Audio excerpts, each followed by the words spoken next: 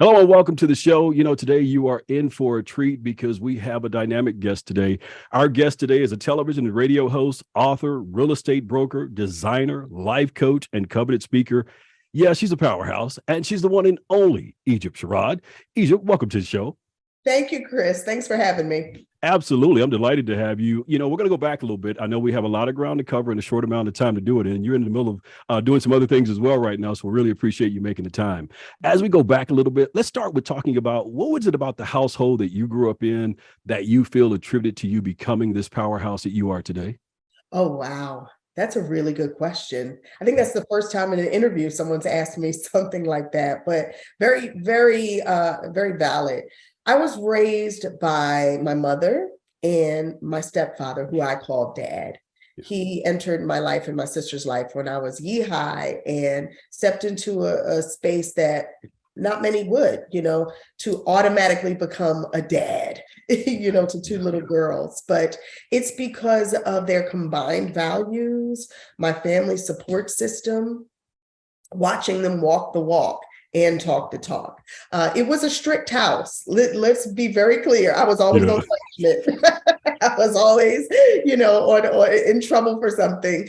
But I am grateful for it now because, it gave me a rhythm for life that I can instill in my children, and help build character and appreciation. I think every generation wants the generation that comes up after them to do better. My grandparents wanted their kids to do better. My parents wanted us to do better. And so they did their best with what they had. And I'm grateful because there's not a thing I'd take back. Not even the time that my mom chased me around the mall. She put on her track shoes because I skipped school and chased me around the mall trying to catch me. I was embarrassed, but you really stayed in trouble, man. I did. I've always kind of marched to the beat of my own drummer. How sometimes people will stay in your lane, like specialize in what you do. I've always kind of drove in a 4-lane highway, if you will. I think I was designed to be an entrepreneur, to work for myself, because I've never really followed rules or colored within the lines. And so, when I look back, being a kid, it makes sense now because of who I've become. And I understand myself. Yeah. So you can appreciate them allowing you to go outside the line just a little bit, but then also pulling you back within the lines as well. Well, they said, I remember my parents was like, as long as you're under our roof and we're paying the bills, you're gonna color within our lines. Yeah. So you were glad to get it from underneath that roof, huh? I was 17 when I went off to college, and I never looked back from there. Wow. Yeah. All right. Well, let's talk about this. I mean, you alluded to it. I mean, you have 3 children of your own now, and you've been quoted as saying that motherhood is your greatest achievement out of all that you've done. So talk about why you feel that is. I think it's because, parents get it without me even have to, really explain it. You just get it. You love your kids. It doesn't matter how hard of a day. It doesn't matter what's going on. To come home to those little faces. It's just nothing else matters in the world, really, in the big scheme of things. I think for me, it's because it's the one thing I thought I would never have was a family of children. I was very career oriented and driven early in my life. I didn't get married till well into my 30s and had my first child at 36. So for me, I just kind of resigned at one point, as I think a lot of women do when things don't quite happen according to what society tells us they should, or our biological clocks tell us they should. So I just never thought that I'd be able to have a career and have a family and have beautiful children. But I stand here today saying I did. And I'm so glad. It's just the greatest accomplishment for me to be able to have balance. Yeah. And you talked about being married. You've been married now some 12 years or more to your husband, Mike Jackson. And you guys have done a lot of things together, but you guys have done something recently that is very interesting. You guys have launched a podcast, and the podcast is entitled Marriage and Money. Yes. Now talk about this. I mean, out of all that you guys have going on, I mean, to add this to all the things that you do, why was this important for you? Well, Chris, that's so funny. You're right. We have the TV show on HGTV, Married to Real Estate. We run our businesses. We have our 3 girls. Isn't that enough? When my husband rolled over one night and said, "Babe," this is what he does, by the way. He's the idea. And he rolls over, "Babe, I got an idea." let's do a podcast. And I just rolled over and pulled the covers over my head. Like, are you crazy, man? When? How? But the more he talked about it, I got it. He said marriage and money with Egypt and Mike. It's an extension of what people see us do on television. Yeah. It will allow us to touch a space and a generation that's not watching TV. They're online right now. But also it's very much on brand for us, promoting family, promoting solutions, to familial problems, showing people that being married and staying married is sexy. Yeah, yeah, It's cool. absolutely. That's the thing to do. So we've been able to have some incredible couples just come on in a very transparent way and bring it all to the table. I mean, the stories you've never heard from some of your favorite actors, celebrities, singers, just public figures, because they've never had the platform to really explore marriage and express what some of their areas of weakness and strengths have been. So it's the feedback we've gotten, Chris, has been phenomenal. I think mostly because it's so raw and honest. And that's how Mike and I are on a daily basis. Yeah, yeah. I mean, it's just exploding. I mean, like you said, I mean, certainly you're tapping into a new audience. So now, have you come back and said, I regret just turning over and not saying, okay, honey, let's just table it till in the morning or something? You mean saying, Mike, you were right? Yeah. I've said that already. He knows. After episode 1 with Montel Jordan and his wife, Kristen, it was such a revealing conversation, how they talked about coming back from infidelity and coming back from bankruptcy stronger. Yeah. I learned so much just from that conversation. When you get up from the table, you're the interviewer, but you get up saying, thank you. Thank you. It was powerful and impactful, which is, it was just amazing. So I was like, Mike, okay, you're right. We're going to do this. We're going to do this. Yeah. Got to give him his credit there. So you talked about it. Again, it's marriage and money. Financial literacy has always seemed to be an important part of your work. Why is that?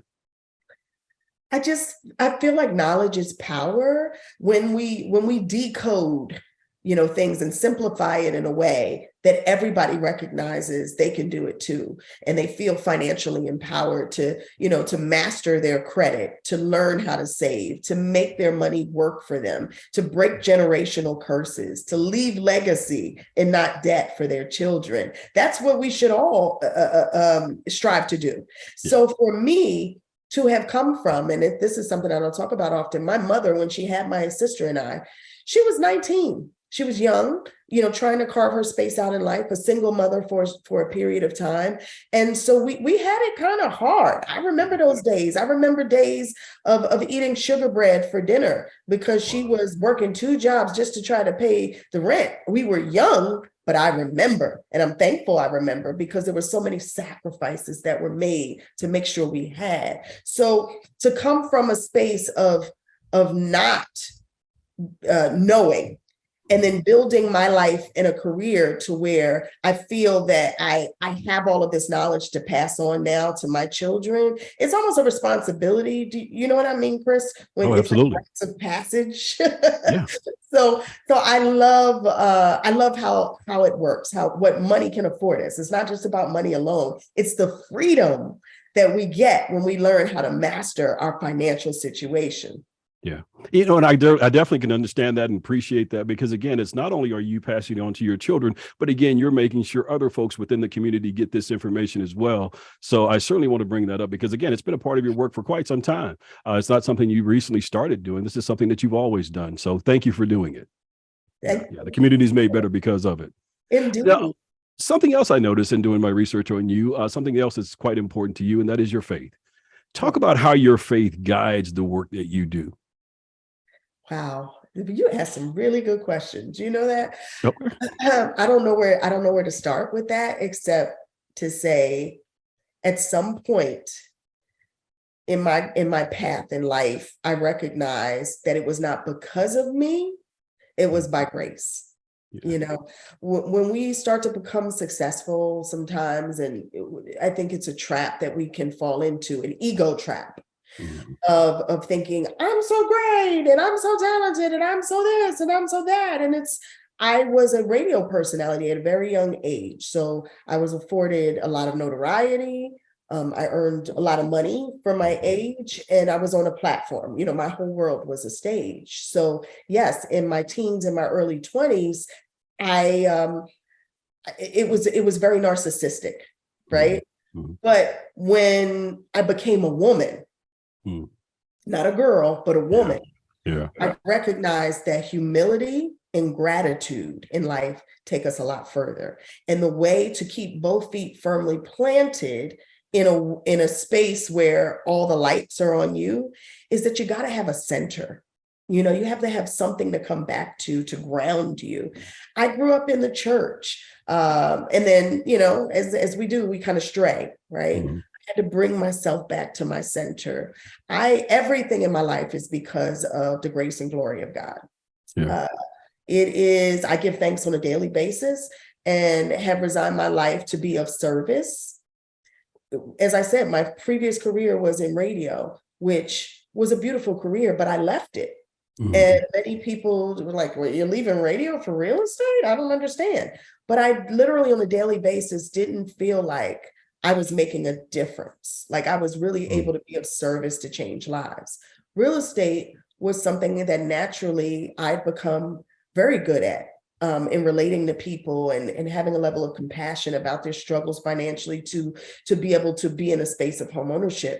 But the satisfaction that they had and I had at the closing table, I realized, I was like, this is what you want me to do, God. This is what you want me to do. You want me to be of service. You want me to help people. You want me to educate people.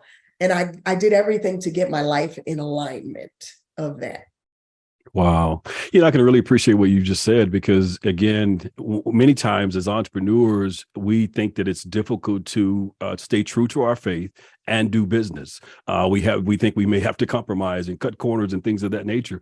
But like you just alluded to, when you're called to do what you do, God provides for you in that business.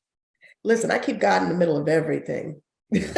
You want God in your business. Trust me. You want him all up in your business. Yes. Well, and talking about faith, I mean, just like you've done with the financial literacy, it's not just something that you've done, just for yourself. Again, this is something that you've done for the community with back from your days of your sister's keepers, shut-ins, and things of that nature that you did to really strengthen and empower other women. Talk about why that was important. You talked about when you became a woman, and now you're helping other women. You just asked some really good questions. I'm telling you, I think they pulled Sister's Keeper up out of there, Kim. So, I find joy. I find joy in being of service. Considering that I started as an investor in real estate, and then people have now seen that magnified on HGTV through my shows, Property Virgins and then Flipping Virgins. I think you can understand that most of the time what people want me to speak about or teach about is how to create multiple streams of income. Egypt, how do I do this? And it's always about money, money, money, money. And I say, really, you should be first chasing multiple streams of joy. Yeah. Because without that, the money won't matter. Mm-hmm. If you show me 20 multimillionaires, I'll show you at least 18 people on antidepressants. Yeah, I can tell you firsthand. Yeah. Because the money is not going to bring you joy. You got to find the joy first. And so I take a lot of joy in educating, enlightening, empowering, pouring back, kind of being the chicken noodles soup for the soul, for the whole room, being the big sister, for people who need a big sister, that type of thing. I really enjoy it. Good stuff. Good stuff. So in keeping with that, so let's talk about what's next for you. I mean, again, we've talked about all that you've got going on. What's next for you? Wow. Season 2 of Married to Real Estate is on right now on Discovery Plus and on HGTV. So you get to continue to follow the journey of my family and our business as we continue to scale and all of our nuances and all the humor that's involved with that. Our podcast is here to stay. Marriage and Money with Egypt and Mike. That has become something that we're very passionate about. And so be sure to watch it on YouTube or, go where all podcasts are sold or downloaded. We are there. We're everywhere. And I also have a home furnishing and decor line coming.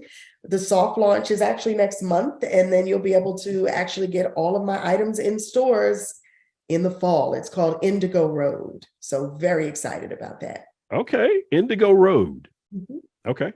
Give us an idea of some of the things that would be available through this line. Chairs, tables, Okay. artwork. She's shouting across the room. You know, I have my team in here. She's like, wallpaper. Make sure you mention your wallpaper. Yes, I have an incredible wallpaper line coming with York wall coverings. So just very Okay. exciting thing. Along. Okay, well, excited to see all of it. Now, in closing, you talked about your faith, you talked about your family attributing to your success. Are there any other principles that you would say has attributed to the success that you and Mike have had? Ability to pivot, Hmm. the ability to pivot, recognizing that who you are now is not necessarily who you're going to be 5 years from now. What your work and what the seeds that you sow today are going to dictate how far you can go tomorrow. So when I say ability to pivot, I have personally and professionally pivoted multiple times, from radio to real estate, from real estate to television, from television to entrepreneurship and executive producing. So I've been able to pivot successfully by branding forward. And that's Mhm. the thing I really want people to keep in mind, is so many people out here are trying to redefine and repurpose, right? That's what we're all doing in this ever-changing world. So I want you to always recognize that you are the brand. It doesn't even matter if you work for a company, your brand within a brand, your reputation enters the room before you do. So protect your brand. Figure out what it is, what your unique value proposition is, what you do better than anybody else, and then brand forward with perseverance, with persistence and consistency. That's what Oprah Winfrey said to me when I interviewed her one day. She's like, do what you do best, do what you love, and then do it persistently and consistently, and it's going to resonate. But look at where you want to be 5, 10 years from now, and start your branding today as if you're there now. Because you're going to train the market, you're going to train the viewers and your social media followers forward. So that's what I would say. That helps you successfully pivot. Wow, I love that. I love that. And you may have very well just answered my final question. But again, we opened it up by talking about all of the things that you do. But I always like to try to get a better understanding again of the person himself. So out of all the titles, television and radio host, author, real estate broker, designer, life coach, and all of those things that you're doing, how would you like to best be described? That's great.